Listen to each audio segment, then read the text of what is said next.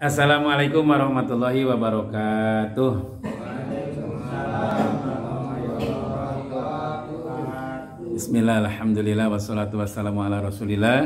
Asyhadu an la ilaha illallah wa asyhadu anna muhammadan abduhu wa rasuluh. Allahumma sholli ala Muhammad wa ala ali sayyidina Muhammad. Bismillahilladzi la yadurru ma'asmihi syai'un fil ardi wala fis sama'i wa huwas sami'ul alim. Rabbi a'udzubika min hamazati syayatin wa a'udzubika rabbi ayyahdurun. Anak-anakku yang semoga senantiasa dirahmati Allah, yang bertobat Allah ampuni, yang berobat semoga Allah secepatnya sembuhkan. Amin. Amin. Ya Allah ya Rabbal alamin. Buat Sobat Rehab Aziz TV, semoga senantiasa ada dalam rahmat Allah Subhanahu wa taala. Amin ya Allah ya Rabbal alamin. Jangan lupa like, share, comment, and subscribe. Hamba-hamba Allah sekarang akan mencoba bahasan sihir, ya, yang bisa saja ketika berbicara sihir seperti menakutkan, ya, padahal biasa-biasa aja. Yang utama dan yang pertama tadi udah dicontohkan, berlindung dulu kepada Allah dengan bismillahilladzi la yadurru ma'asmihi syai'un fil ardi wala fis sama'i wa huwas samiul alim. Nah, Abi ajarkan itu yang pendek-pendek karena banyak doa-doa perlindungan itu, ya, yang dimuat dalam kitab Bainama pun di halaman 7 itu cukup panjang. Dulu udah Abi ajarkan, ya, cukup panjang. Jika masa antren 2 bulan 4 bulan tuh hese apalna, apalagi ngajarkan ke aki-akinya ngus loba masalah di rumah, loba masalah pikiranan kudu diajar nu panjang-panjang. Yang pendek aja dengan apa? Barang yuk. Bismillahilladzi la yadurru ma'asmihi syai'un fil ardi wala fis sama'i wa huwas samiul alim. Lebih lengkap lagi, a'udzubika limatillahi tammati min syarri ma khalaq. Boleh pakai kuliah, boleh tidak. Anak-anakku dan hamba-hamba Allah Sobat Rehab Aziz TV membahas sihir, kalau nggak salah nih yang ketiga, ya, yang ketiga. Ciri-ciri orang yang diganggu makhluk tapi melalui jalan sihir alias guna-guna. Ya, alias guna-guna. Apa biasanya nih? Biasanya berdasarkan ini apa yang sakit di sini nih, perjalanan ke 20 tahun merawat inap di sini. Makan tak pernah kenyang. Ini yang umum nih. Makan tak pernah kenyang. Ketika ada yang dirasakan sakit dalam tempat-tempat tertentu, dalam waktu-waktu tertentu. Lalu ada yang meludah tak pernah berhenti, buang air besar tak pernah berhenti, sudah wudhu batal lagi, harus aja terus-terusan harus ke air, pulang lagi ke air lagi, seperti itu. Nah, diantara ciri-ciri orang yang terganggu makhluk dari golongan-golongan sihir. Solusi yang harus dilakukan oleh ini yang telah Abi tunjuk, yang insya Allah akan bisa mengobati sepulang dari sini, dan semua insya Allah bisa minimal menjaga diri, maksimal bisa mengobati keluarga, lebih maksimal lagi bisa bermanfaat buat umat. Jaga diri, obati keluarga dan umat. Apa? Yang pertama, yakini oleh kalian anak-anak semua, lihat bagaimana hebatnya, dahsyatnya sihir yang dilakukan oleh Fir'aun berhadapan dengan Nabi Musa melalui tongkat yang dipukulkan menjadi ular. Ternyata sihir yang dilakukan oleh Fir'aun tidak ada apa-apanya dibandingkan dilawan oleh Nabi Musa atas izin Allah. Semua ular-ular kalah diterkam oleh ularnya Nabi Musa. Itulah kehebatan pertolongan Allah. Tertanamlah, yang pertama, tertanam oleh kalian bahwa tidak ada kekuatan apa-apa sihir yang dilakukan oleh siapapun di hadapan Allah, sebagaimana yang terjadi terhadap Nabi Musa berhadapan dengan Fir'aun. Yakin itu, karena Allah bersama apa yang ada dalam prasangka hambanya. Tapi ketika sebaliknya kalian takut, maka dia akan gagah, ya, akan lebih menguasai. Ya. Maka jangan takut, yang ditakutkan adalah Allah. Yang kedua, bagi yang belum memahami jauh tentang ini, coba datangi para peruqyah syariah. Ya. Yang kedua, mendekati para peruqyah syariah. Nah,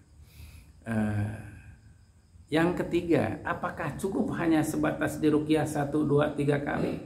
Yang harus dipahami oleh kalian, golongan jin itu bisa puluhan, bisa ratusan, bahkan bisa ribuan. Wallahu a'lam. Artinya apa? Diruqyah tak cukup sekali atau 2 kali. Bisa harus kontinu, apalagi sakitnya telah tahunan. Yang keempat, bukan hanya sebatas kalian terus-menerus mendatangi para peruqyah. Untung kalau banyak duit. Ini ruginya kalau kalian terus mendatangi nih para peruqyah, ngasih uang jahat, tak ngasih uang malu. Seperti itu. Jadi kalau terus-menerus mendatangi para pengobat, kalian akan kebobolan uang. Ya. Maka apa yang harus dilakukan? Yang keempat adalah diri kalian harus mampu meruqyah diri. Ya, kalau berbicara meruqyah diri, banyak sekali bacaan-bacaannya, seperti ayat-ayat sihir. Diajarkan kalian pesantren kilat tidak apa-apa, diberi buku panduan juga. Kalau panduan kan dikasih. Ada bacaan wa auhayna ila Musa alqi asok fa idza yatalqafu ma yapikun fa waqala qabatul makanu yamalun pagulibuhu nalika wan qalabu sagirin wa ulqiya saratu sajidin qalu amanna bi rabbil alamin rabbi Musa wa Harun. Ini bagian ayat-ayat pengobatan untuk sihir. Apakah harus dengan itu saja? Tidak. Tentu Abi akan ajarkan sesuai dengan kemampuan kalian. Tidak harus dengan itu saja. Kalau berbicara Al-Quran, hadis Rasulullah SAW, Ali jiha bi kitabillah, obati dengan kitab Allah. Artinya dari mulai surat Fatihah sampai Anas, yakini bahwa Al-Quran yang pertama adalah petunjuk, yang kedua yakini adalah Al-Quran obat, boleh Fatihah sampai Anas. Artinya apa? Bukan hanya sebatas meruqyah terhadap orang lain, meruqyah diri. Jadikan Al-Quran sebagai obat itu, jadikan tadarusan. Sibukkan dengan membaca Al-Quran. Setelah apa? Setelah memohon ampunan dan ampunan kepada Allah, memperbanyak istighfar. Artinya pengobatan untuk menyingkirkan makhluk, baik yang dirasuk biasa-biasa karena kelalaian, baik yang dirasuk karena amalan-amalan yang tidak mengharap ridho Allah, baik yang dirasuk karena guna-guna. Sibukkan dengan amalan dan amalan. Karena apa? Yang tadi bisa 10, bisa 100, bisa ribuan. Wong ada yang sakit udah belasan tahun, bahkan udah ada yang 25 tahun sakit. Akhirnya Allah sembuhkan. Diajarkan oleh Abi, sibukkan dengan baca Al-Quran. Artinya meruqyah diri. Sekali lagi, untuk penyembuhan penyakit yang berat itu yang udah tahun-tahun adalah yang pertama memperbanyak istighfar. Yang kedua sibukkan dengan meruqyah diri. Ada dalam buku panduannya. Pak Ustadz Abdi mah baca Qurannya juga nggak bisa. Kalian baca apa? Fatihah. Lalu ayat kursi sebanyak-banyaknya. Piraku al-ikhlas itu bisa. Lanjut baca al-ikhlas, baca al-falaq, baca Anas, dengan 5 surat aja. Kalian terus berulang-ulang 1 jam, 1 hari. Rutin itu tiap hari. Insya Allah makhluk akan rontok. Lebih utama lagi kalau bisa dalam buku panduan. Tapi tidak wajib. Sesuai dengan kemampuan kalian. Solusinya adalah memperbanyak istighfar. Tingkatkan amalan dan amalan. Bukan hanya sebatas baca ngeruqyah diri hanya sewaktu-waktu. Tapi menyibukkan meruqyah diri bukan hanya sebatas kepada orang lain. Sibukkan meruqyah diri, sibukkan membaca Al-Quran, sibukkan amalan-amalan sunnahnya. Saum Senin Kemisnya, bangun malamnya, tahajud dan sholat duhanya, insya Allah dengan cara itu golongan jin baik itu merasuk karena kelalaian, karena amalan, karena guna-guna. Ingat, yang karena guna-guna lebih mudah keluar dibanding dengan amalan-amalan yang tidak mengharap ridho Allah untuk kadugalan, ya seperti sini wah orang yang kabengharan, ya untuk usaha dan sebagainya, itu lebih susah dibanding dengan yang guna-guna. Artinya apa?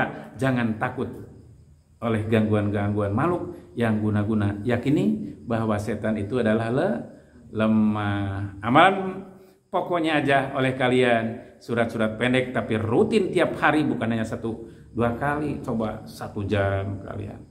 Selanjutnya supaya lebih utama, bagaimana 24 jam didengungkan di rumah Aluna Al-Quran seperti yang dilakukan di sini. Insya Allah itu akan menjadi obat. Itu barangkali yang bisa disampaikan, semoga bermanfaat ya.